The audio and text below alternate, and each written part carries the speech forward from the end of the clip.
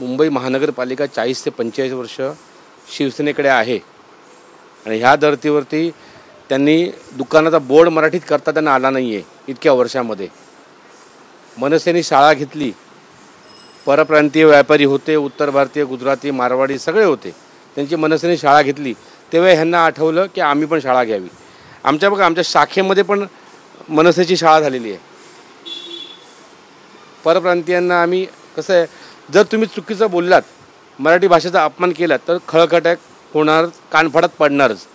पण प्रेमाने जर आपण राहतोय मुंबईमध्ये, गुजराती, मारवाडी, जैन, उत्तर भारतीय सगळे एकत्र राहतोय, व्यवसाय करतोय, तर कुठेतरी अनबन होणार.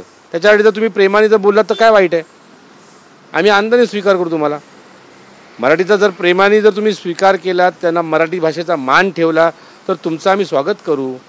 हक्काने या कायद्यामध्ये राहा, रस्त्यावरती कुठेही झोपडी बांधून राहू नका, तर आम्ही तुमचं स्वागत करू. पण जर असं जर होणार असेल तर मराठी बोलेगा नाही, ऐसा करेगा वैसा करेगा, मग तुला तसंच मिळणार उत्तर मित्रा.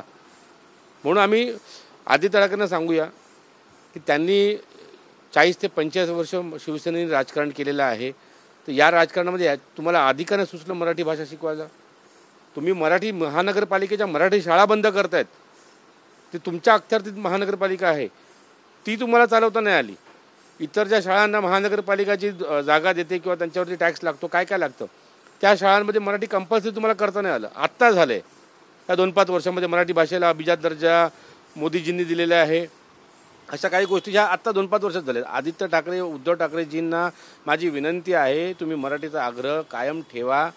आणि 50 वर्ष गेली तुम्ही सोडलेलं राजकारण मराठी आणि हिंदुत्वाचं, पण आता तरी मराठी भाषेला राजसाहेबांच्या पावलावर पाऊल ठेवा आणि मराठी भाषेसाठी जरा लढा. काय वाटतं एकंदरीत शिवसेनेकडून, ठाकरे गटाकडून मनसेला हा कुठेतरी डिवचण्याचा प्रयत्न? कारण की ते म्हणतात की मारू नका, आम्ही मराठी शिकतो आणि मराठीची आता सत्य कार्यशाळा भरवचा प्रयत्न त्यांचा या आधी ते कधीच केले नाही. मारू नका म्हणजे शिवसेना मोठी कशी झाली? हटाव लुंगी बजाव पुंगी, या धर्तीवरती शिवसेना मोठी झाली. तेव्हाही मराठीवरती आक्रमण होतं हे बाळासाहेबांनी ओळखलं आणि बाळासाहेबांनी तेव्हाही आवाज दिला, हटाव लुंगी आणि बजाव पुंगी. मग जर तसं असेल राजकारण, उद्धवजीने ते सोडलं होतं. मराठी भाषा, मराठी माणूस हा सोडला होता, हिंदुत्व सोडलेलं आहे. आता त्यांना वाटतं की मराठी भाषेला परत आपण जवळ करावं, कारण की पूर्ण राजकारण पूर्ण डळमळीत झालेलं आहे, पायाखाली जमीन सुटलेली आहे. आदित्य ठाकरे स्वतः येतात शिकवायला, हे जोक आहे हो हा. एक दुबे म्हणून कोणतरी बोर्ड लावतं की परप्रांतीयांना आम्ही मराठी शिकवतो. का तुमच्याकडे मराठी माणसं संपली? दुबे मराठी शिकवणार आता? जोक चाललाय. सुनील शुक्लासारखा माणूस तिथे मराठी भाषेवरती आम्ही जो आग्रह धरतो तेव्हा तो पक्षाची मान्यता रद्द करायला उभा राहतो. जेव्हा मराठीवरती आम्ही आंदोलनं केली तेव्हा उद्धव ठाकरेंनी आमच्यावरती केसेस घेतल्या.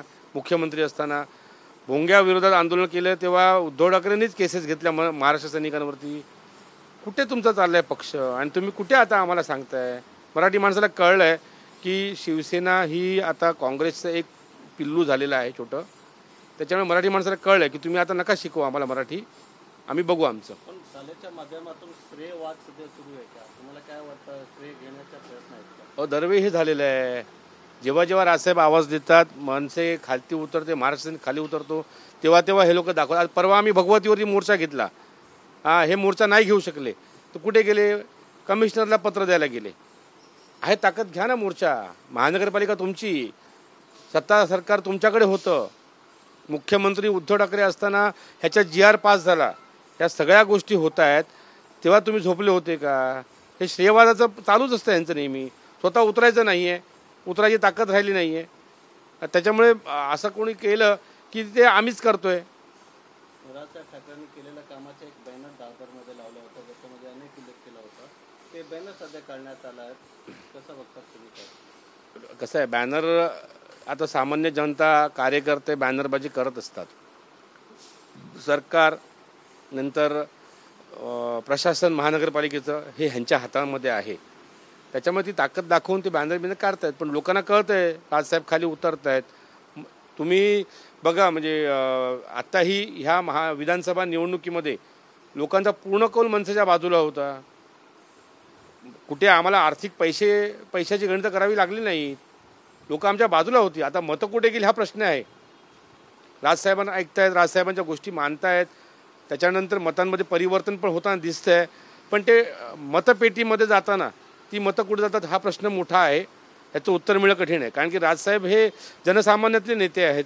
उद्धवजींना ते नाही जमलेले अजूनपर्यंत. त्यांना आयती शिवसेना मिळाली आणि ते उभे राहिलेत. ठीक आहे, तो त्यांचा पक्ष आहे, बाळासाहेबांचा पक्ष, त्यांनी हातात घेतली धुरा. पण राजसाहेब माझे जे आहेत ते सामान्य माणसाच्या मनातले बोलणारे राजसाहेब आहेत. मराठी माणसाची भूमिका मांडणारे राजसाहेब आहेत.